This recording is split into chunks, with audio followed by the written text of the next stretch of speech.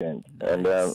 I am so grateful. I am so happy We that thank we God. managed to delight so many people over the weekend. He said, she said, is it coming back? Looking at the response to it, I think if we got the the issue is always the space, the venue, Okay. the availability of the venue. But we've done it. If we got the chance to do it again, I will be thrilled, and I'm sure people would love it too. But the highlight for me was inviting people who were with us on the first show, on the first day, to 6th September 2008, and finding so many people coming on stage every time. That was a highlight for me, and I'm grateful to everyone who has stayed with me over the years. Right. Well, Now, congratulations again. 50 a plays, lot 14 happens. years. A lot happens behind the scenes for every event organizer, and we at Rover Productions have had more than our fair share of these incidents in these 14 years, as we have worked on 50 plays. So this morning, I bring you possibly the last installment of behind the scenes stories from 50 plays in 14 years. After today, I'd like to go on to other issues, but let me bring you this one for now. One of the plays we're very excited about, right from the reading of the script to the premiering, was Forbidden. Forbidden is a play about a rebellious pastor's son who meets his match in a girl who looked and acted like an angel, but was in reality a hardcore wild girl. Forbidden was also the play we used human beings as props on stage. So the furniture and even the household appliances were all human. Now, one of the major characters in the play is the big brother of this rebellious boy.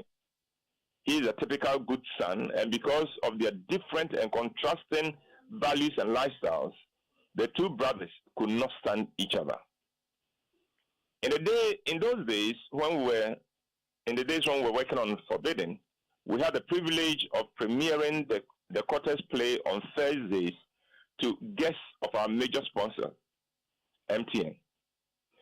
Those premiering days were wonderful because we were sure to have the 3 levels of the National Theatre filled, since attendance was by invitation only.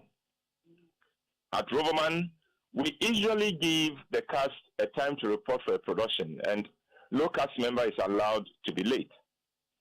But on the occasion of the premiering of Forbidden, the young man playing the role of the big brother was late.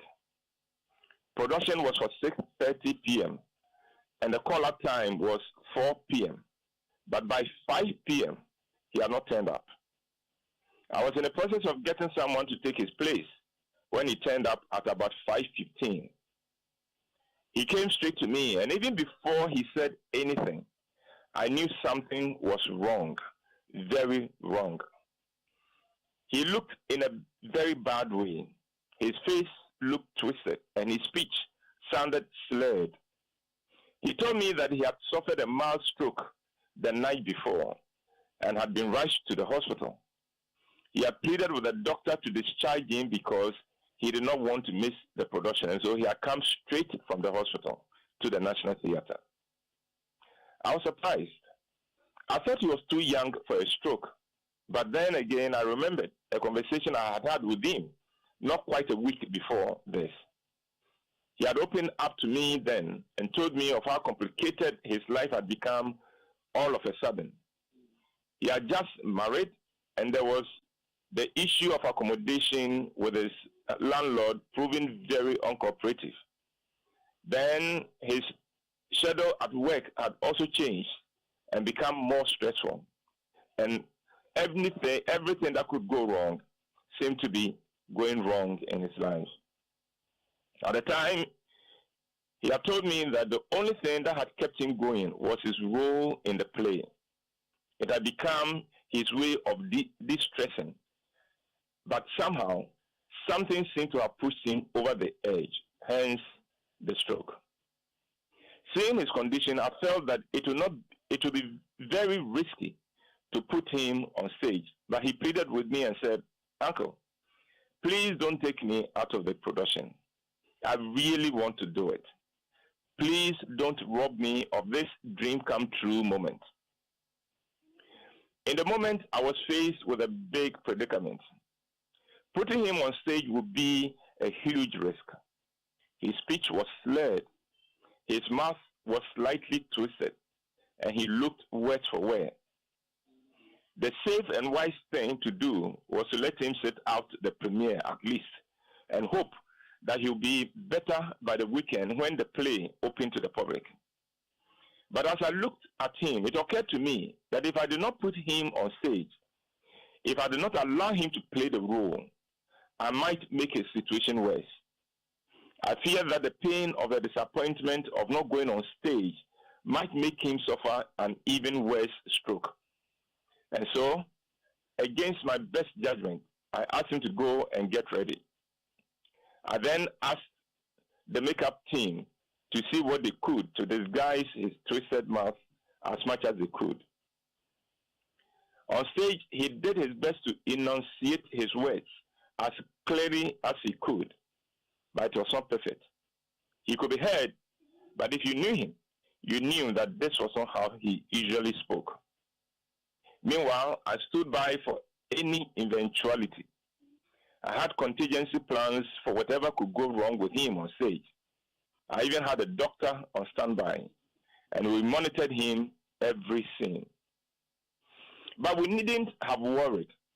His desire to play the role was so big that he willed his body to perform. He demonstrated that indeed the mind had power over the body. The highlight of his role was for him to sing a song, Turn Back the Hands of Time. It is a great song, but it is a very difficult song to do, even for a performer in perfect shape. But for one who had just suffered stroke, it was going to be even more difficult. I told him to feel free to skip the song if he did not feel up to it, but he assured me that he would do it. Oh, and do it he did. He gave such a great rendition of the song that he got the 3 floors of the National Theatre on his feet, cheering and applauding. The good news is that by the end of the show, he was feeling much better. Somehow, the show had energized him and the body had done what it does best, which is to heal itself. He went on to play the role for all the 8 public shows, and he was incredible every time. I learned a few lessons from this experience. 1, the human spirit can overcome anything. This young man was determined to play the role, even if it killed him. And because of that determination, he was able to do it. 2, leadership is about taking risk. It was very risky allowing the young man who had just suffered a mild stroke to go on stage to play the role, but it was a risk I felt I needed to take for his sake. I felt it would be therapy for him, and it was. And 3, nothing gets in the way of commitment. I am amused when we use the drizzling of rain as an excuse to do something in Ghana. Meanwhile, elsewhere, people are walking through snow to go to work. People in Ghana stay home with a mere headache.